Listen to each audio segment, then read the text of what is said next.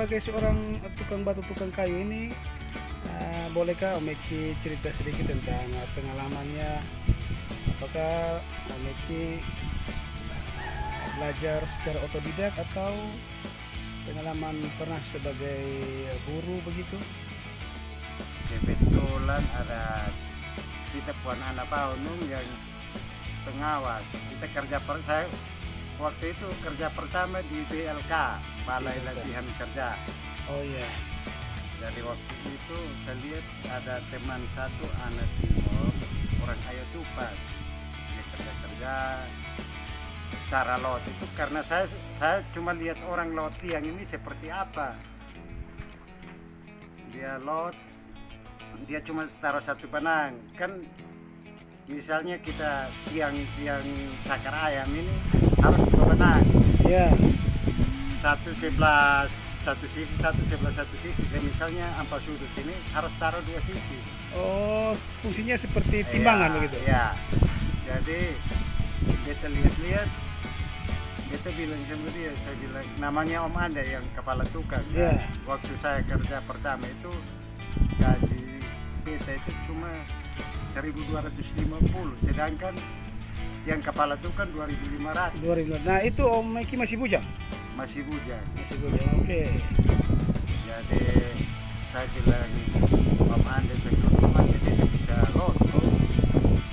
Jadi itu pas pengawas ada di dekat kita, jadi saya naik ke lot, saya pasang dua batu, saya loting ini pengawas bilang, beta lihat Om pung lot ini bagus, nah tadi Om Anda lot itu kurang bagus, jadi beta lebih baik Om bisa. Padahal Om Eki waktu itu masih status sebagai anak buah, buruh nih? Bukan buruh.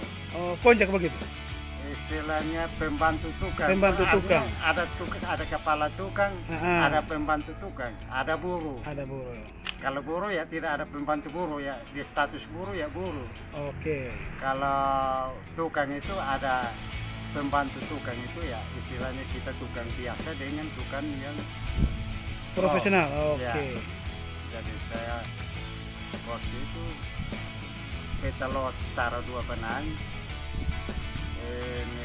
Pengawas ini bilang, Om, saya lihat Om pung cara lot itu bagus.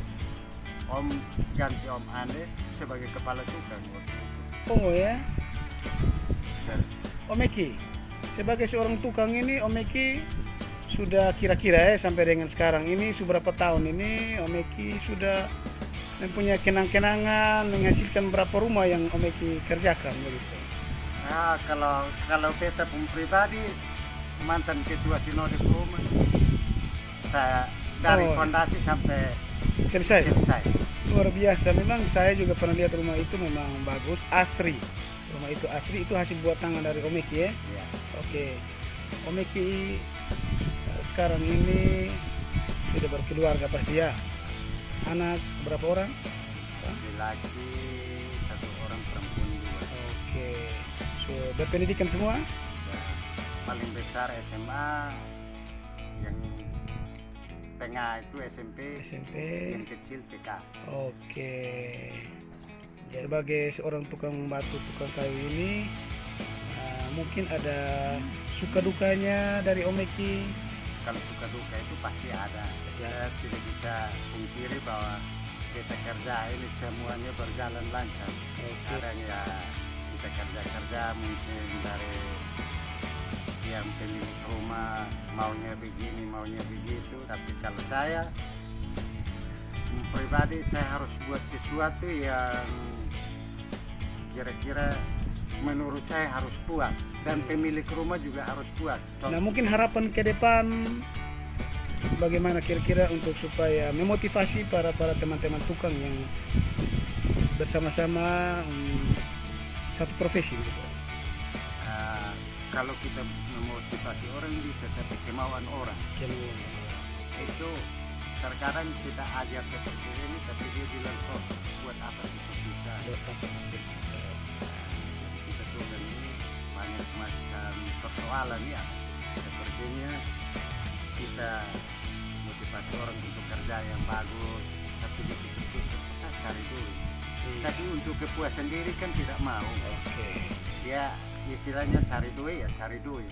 Iya. Tapi untuk dia sendiri menikmati itu hasil pekerjaan kan tidak. Nah, dia pikir ya hari ini saya dapat, besok saya dapat, misalnya kan mungkin dia sudah berpikir bahwa saya kerja di sini mungkin contoh sama ke Pak sekarang. Pak bilang ya karena lewat Pak orang datang lihat, ini kerja bagus. Pak bisa cerita di teman.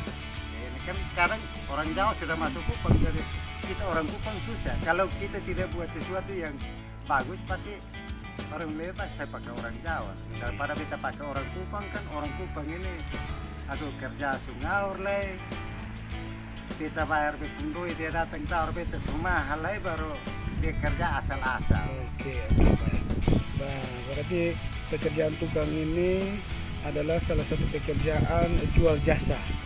Nah, mungkin dari Om Meki sebagai seorang berprofesi sebagai seorang tukang, mungkin ada prinsip yang selalu dipegang sebagai seorang tukang.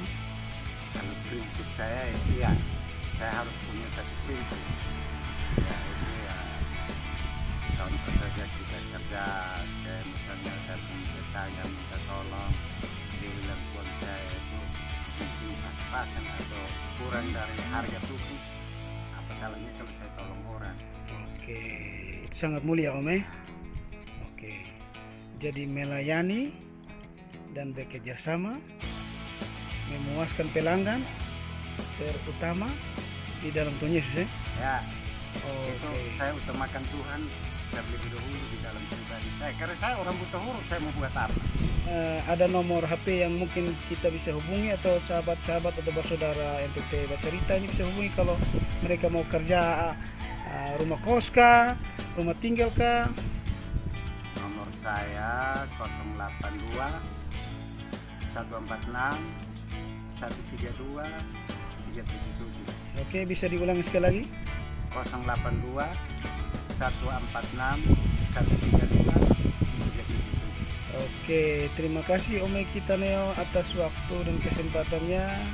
Itulah saudara NTT Bacarita. Pagi ini kita setelah bertemu dengan salah seorang tukang profesional yang berada di Kota Kupang, Nusa Tenggara Timur. Salam sukses.